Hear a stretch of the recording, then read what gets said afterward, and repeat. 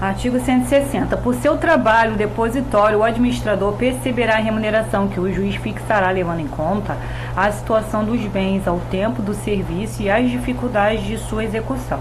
Parágrafo único. O juiz poderá nomear um ou mais prepostos por indicação do depositário ou do administrador. Artigo 161. O depositário ou o administrador responde pelos prejuízos que, por dolo ou culpa, causar a parte, perdendo a remuneração que lhe foi arbitrada, mas tem o direito a haver o que legitimamente despendeu no exercício do encargo. Parágrafo único. O depositário infiel responde civilmente pelos prejuízos causados, sem prejuízo de sua responsabilidade penal e da imposição de sanção por ato atentatório à dignidade da justiça. Seção 4. Do intérprete e do tradutor. Artigo 162. O juiz nomeará intérprete ou tradutor quando necessário para: inciso 1, traduzir documento redigido em língua estrangeira; inciso 2, verter para o português as declarações das partes e das testemunhas que não conhecerem o idioma nacional; inciso 3, realizar a interpretação simultânea dos depoimentos das partes e testemunhas com deficiência auditiva que se comunique por meio da língua brasileira de sinais ou equivalente, quando assim for solicitado. Artigo 163. Não pode ser intérprete ou tradutor quem: inciso 1, não tiver a livre administração de seus bens; inciso 2, for arrolado como testemunho ou atuar como perito no processo; inciso 3, estiver inabilitado para o exercício da profissão por sentença penal condenatória enquanto durarem seus efeitos.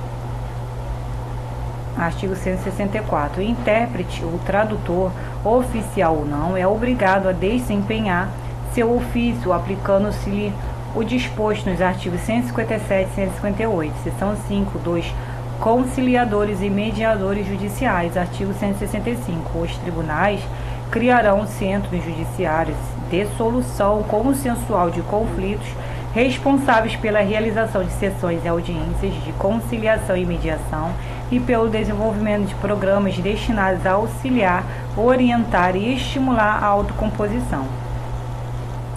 Parágrafo 1º. A composição e a organização dos centros serão definidas pelo respectivo tribunal, observadas as normas do Conselho Nacional de Justiça. Parágrafo 2º. O conciliador, que atuará preferencialmente nos casos em que não houver vínculo anterior entre as partes, poderá sugerir soluções para o litígio, sendo vedada a utilização de qualquer tipo de constrangimento ou intimidação para que as partes conciliem. Parágrafo 3º. O mediador, que atuará preferencialmente nos casos em que houver vínculo anterior entre as partes, auxiliará aos interessados a compreender as questões e os interesses em conflito, de modo que eles possam, pelo restabelecimento da comunicação, identificar por si próprios soluções consensuais que gerem benefícios mútuos.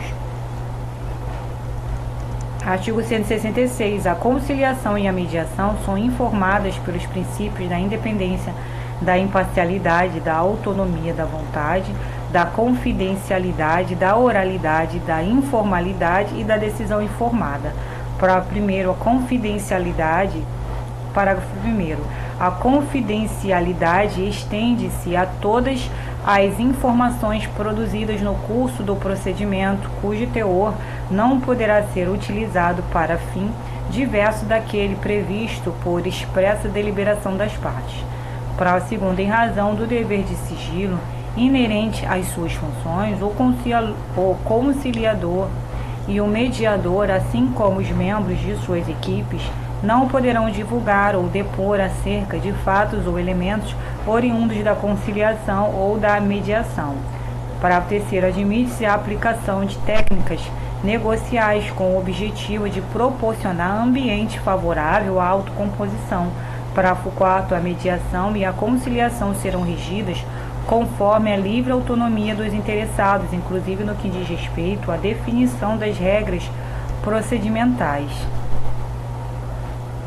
Artigo 167. Os conciliadores, os mediadores e as câmaras privadas de conciliação e mediação serão inscritos em cadastro nacional e em cadastro de Tribunal de Justiça ou de Tribunal Regional Federal, que manterá registros de profissionais habilitados com indicação de sua área profissional. Parágrafo 1º. Preenchendo o requisito da capacitação mínima por meio de curso realizado por entidade credenciada conforme parâmetro curricular definido pelo Conselho Nacional de Justiça, em conjunto com o Ministério da Justiça, o conciliador ou mediador, com o respectivo certificado, poderá requerer sua inscrição no Cadastro Nacional e no Cadastro de Tribunal de Justiça ou de Tribunal Regional Federal. Parágrafo 2º.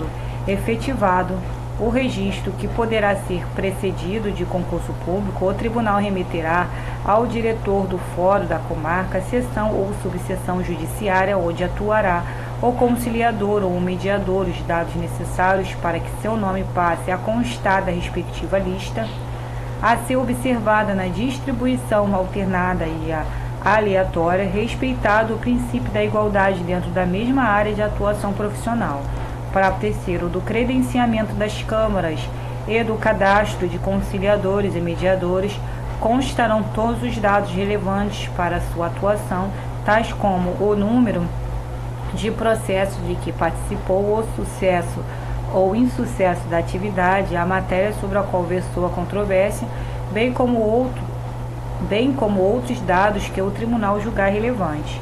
Parágrafo 4º. Os dados acolhidos na forma do parágrafo 3º serão classificados sistematicamente pelo tribunal, que os publicará ao menos anualmente para conhecimento da população e para fins estatísticos e de avaliação da conciliação, da mediação, das câmaras privadas de conciliação e de mediação, dos conciliadores e dos mediadores. Parágrafo 5º. Os conciliadores e mediadores judiciais cadastrados na forma do caput, se advogados, estarão impedidos de exercer a advocacia nos juízos em que desempenhem suas funções. Parágrafo 6º. O tribunal poderá optar pela criação de quadro próprio de conciliadores e mediadores a ser preenchido por concurso público de provas e títulos, observadas as disposições deste capítulo.